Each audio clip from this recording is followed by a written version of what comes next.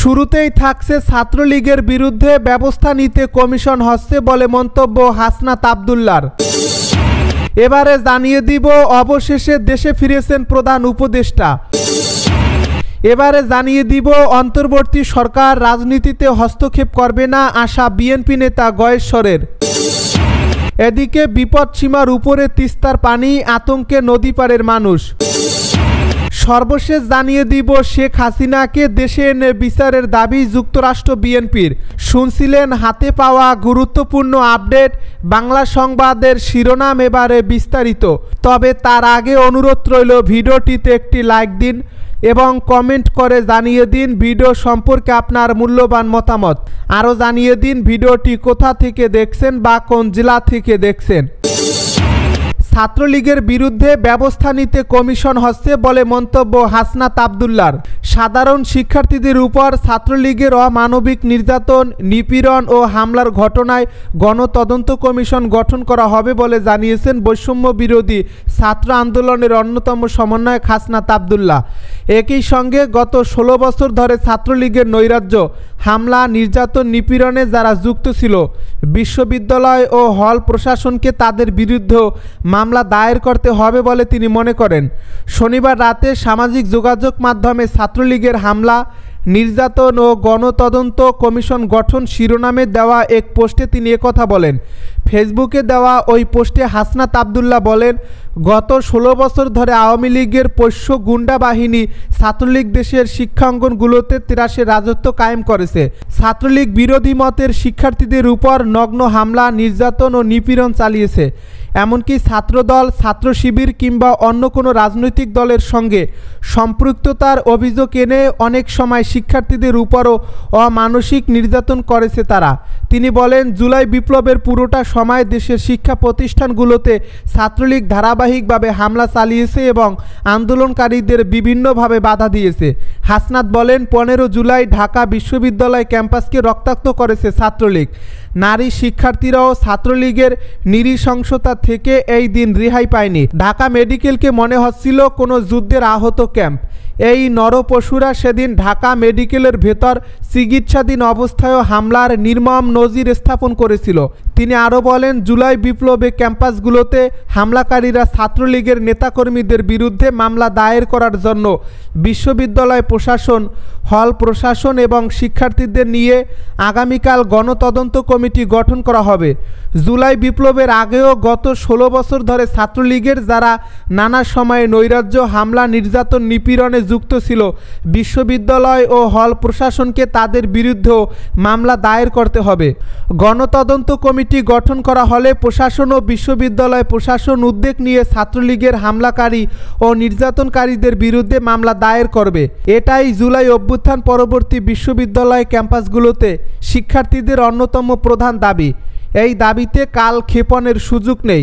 কাল ক্ষেপণ করে ছাত্রলীগের সন্ত্রাসীদের পুনর্বাসনের সুযোগ করে দিলে শিক্ষার্থীদের কাছে বিশ্ববিদ্যালয় প্রশাসনকে জবাবদিহি করতে হবে। অবশেষে দেশে ফিরেছেন প্রধান উপদেষ্টা। অন্তর্বর্তী সরকারের প্রধান উপদেষ্টা অধ্যাপক ডক্টর মুহাম্মদ ইউনূস জাতিসংঘ সাধারণ পরিষদের ৭৯তম অধিবেশন এবং অন্যান্য উচ্চ পর্যায়ের দ্বিপক্ষীয় বৈঠক ও অনুষ্ঠানে যোগদান শেষে ঢাকায় ফিরেছেন। গতকাল শনিবার দিবাগত রাত ৩টা ৩৫ প্রধান উপদেষ্টা ও তার সফর সঙ্গীদের বহনকারী কাতার এয়ারওয়েজের বাণিজ্যিক ফ্লাইট ঢাকার শাহজালাল আন্তর্জাতিক বিমানবন্দরে অবতরণ করে।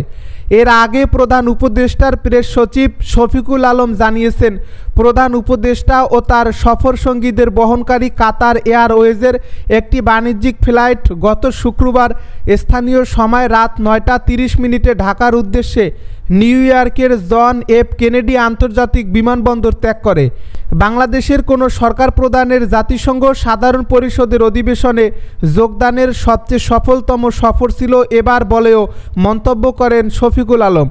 সফরে ডক্টর মুহাম্মদ ইউনূস মার্কিন প্রেসিডেন্ট জো বাইডেন সহ 12টি দেশের সরকার ও রাষ্ট্রপ্রধান এবং বিভিন্ন আন্তর্জাতিক সংস্থা প্রধানের সঙ্গে সাক্ষাৎ করেন এবং সাইডলাইনে 40টি উচ্চ পর্যায়ের বৈঠকে অংশ নেন।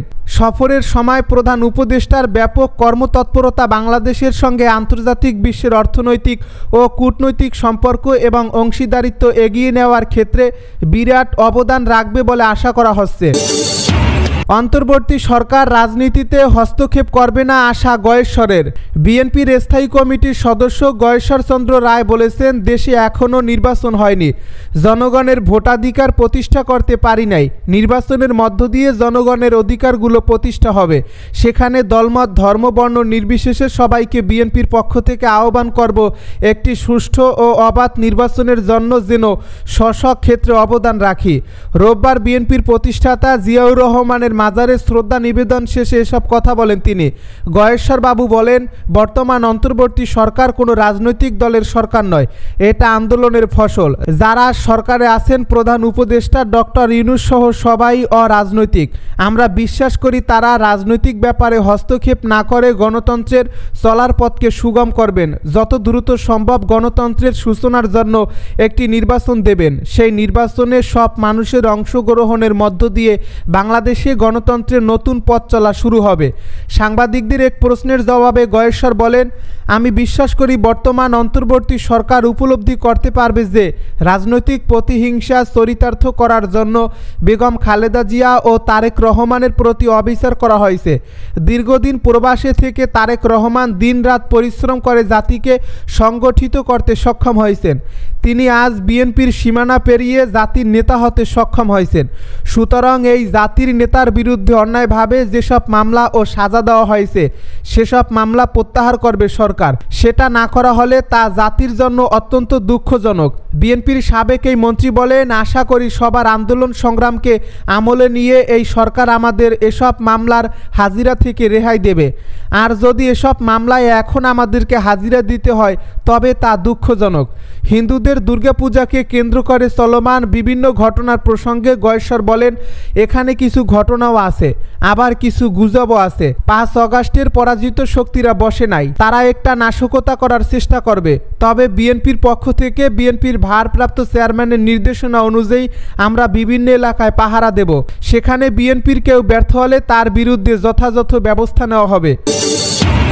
বিপদসীমার উপরে তিস্তার পানি, আতঙ্কে নদীপাড়ের মানুষ।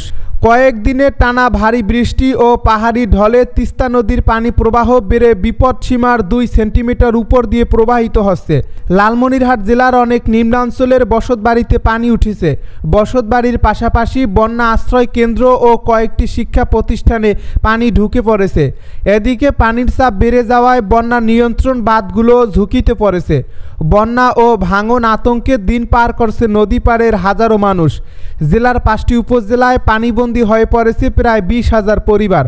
রবিবার সকাল 6টায় দেশের বৃহত্তম সেচ প্রকল্প হাতীবান্ধায় তিস্তা ব্যারেজের ডালিয়া পয়েন্টে পানি প্রবাহ রেকর্ড করা হয়েছে 52.17 মিটার, যা বিপদসীমার 2 সেন্টিমিটার উপর দিয়ে প্রবাহিত হচ্ছে।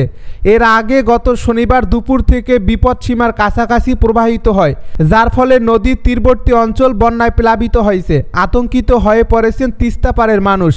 সেই সাথে আদিতমারি উপজেলার মহিষখোসা ইউনিয়নের গোবর্ধন হায়দারিয়া ও দ্বিমুখী উচ্চ বিদ্যালয়ের আশ্রয় কেন্দ্রটি পানিবন্দী হয়ে পড়েছে, যার ফলে বিপাকে পড়েছেন সেখানে আশ্রয় নেওয়া পরিবারগুলো।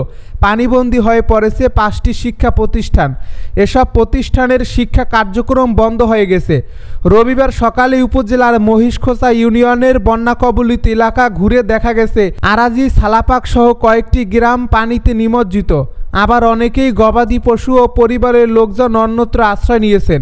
এসব পরিবারে শুকনো খাবারের তীব্র সংকট দেখা দিয়েছে। শেখ হাসিনাকে দেশে এনে বিচারের দাবি যুক্তরাষ্ট্র বিএনপির। অন্তর্বর্তীকালীন সরকারের প্রধান উপদেষ্টা ডক্টর মোহাম্মদ ইউনূসকে সমর্থন জানিয়ে জাতিসংঘ সদর দপ্তরের সামনে সমাবেশ করেছেন যুক্তরাষ্ট্র বিএনপি ও অঙ্গ সংগঠনের নেতাকর্মীরা। তাদের প্রত্যাশা রাষ্ট্র সংস্কার করে দ্রুততম সময়ে নির্বাচন দেবে অন্তর্বর্তী সরকার। এছাড়া গণ অভ্যুত্থানের মুখে ভারতে পালিয়ে যাওয়া সাবেক প্রধানমন্ত্রী শেখ হাসিনাকে দেশে ফিরিয়ে এনে বিচার করার দাবিও জানান বিএনপি নেতারা। সমাবেশে উপস্থিত ছিলেন বিএনপি চেয়ারপারসনের উপদেষ্টা বেবি নাজনীন, বিএনপি কেন্দ্রীয় কমিটির আন্তর্জাতিক বিষয়ক সম্পাদক আনোয়ার হোসেন খোকন, সদস্য গিয়াসউদ্দিন আহমেদ, কেন্দ্রীয় কমিটির সদস্য মিজানুর রহমান মিল্টন ভূঁইয়া এবং বিএনপি চেয়ারপারসনের আন্তর্জাতিক সম্পর্ক কমিটির সদস্য গোলাম ফারুক শাহীন। অধ্যাপক ডক্টর মোহাম্মদ ইউনূসকে ফ্লোরিডা থেকে অভিনন্দন জানাতে আসেন ফ্লোরিডা স্টেট বিএনপির সভাপতি ও মুক্তিযোদ্ধা দলের কেন্দ্রীয় কমিটির আন্তর্জাতিক বিষয়ক সম্পাদক ইমরানুল হক চালাকদার, সেলিম রেজা প্রমুখ। জাতিসংঘের সাধারণ পরিষদের পোডিয়ামে দাঁড়িয়ে যখন প্রধান উপদেষ্টা ডক্টর মোহাম্মদ ইউনূস ভাষণ দিচ্ছেন, তখন সদর দপ্তরের বাইরে তার সমর্থনে সমাবেশ করেন যুক্তরাষ্ট্র বিএনপি নেতাকর্মীরা। তারা ডক্টর ইউনূসের বক্তব্যকে স্বাগত জানিয়ে বিভিন্ন স্লোগান দেন। দেশের তরুণ সমাজকে সঙ্গে নিয়ে ক্ষমতাচ্যুত হাসিনা সরকারের হাত থেকে বাংলাদেশ বাঁচানোর জন্য ডক্টর ইউনূসকে ধন্যবাদ জানান তারা।